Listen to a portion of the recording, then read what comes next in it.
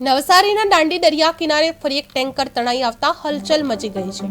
ગઈકાલે એક ટેન્કર કિનારે આવી પહોંચ્યું હતું, ત્યારબાદ આજે વધુ એક ટેન્કર તણાઈ આવ્યું છે। ટેન્કરમાં જ્વલનશીલ પ્રવાહી ભરાયેલ હોવાની આશંકા વચ્ચે ફાયર વિભાગ અને પોલીસ તપાસ શરૂ કરી છે।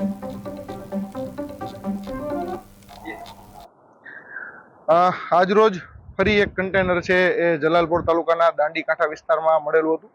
પોલીસના સઘન પેટ્રોલિંગ ચાલુ હોય છે, એ દરમિયાન આ ફરી વસ્તુ ધ્યાને આવી અને પોલીસ ઇન્સ્પેક્ટર શ્રી જલાલપોર દ્વારા વહીવટીતંત્રને જાણ કરતા ફાયરની, બોમ્બ સ્કોડની અને જીપીસીબીની અને એફએસએલની ટીમો સ્થળ પર હાજર છે।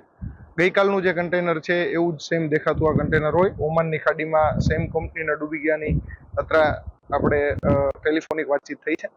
આ કન્ટેનર છે એમાં કોઈ લીકેજ થયેલું ન હોય, જેથી અંદર શું વસ્તુ છે જાણી શકાય નથી, પરંતુ દેખાવમાં એવું લાગે છે કે ગઈકાલે જે બેઝ ઓઇલ જેવી વસ્તુ હતી એ જ છે। આવા ઘણા બધા કન્ટેનરો એકસાથે ઓમાનની ખાડીમાં ડિઝાસ્ટર દરમિયાન ડૂબી ગયા છે, જેથી આ વસ્તુ છે એ અલગ અલગ કાંઠા પર મળે છે। ગઈકાલે આપને જણાવ્યું એવી જ રીતે પોરબંદર છે, જામનગર છે, કચ્છ છે, અલગ અલગ દરિયા કિનારા પર આ કન્ટેનરો મળી આવ્યા છે। આમાં કોઈ હેઝાર્ડસ આઇટમ અત્યાર સુધી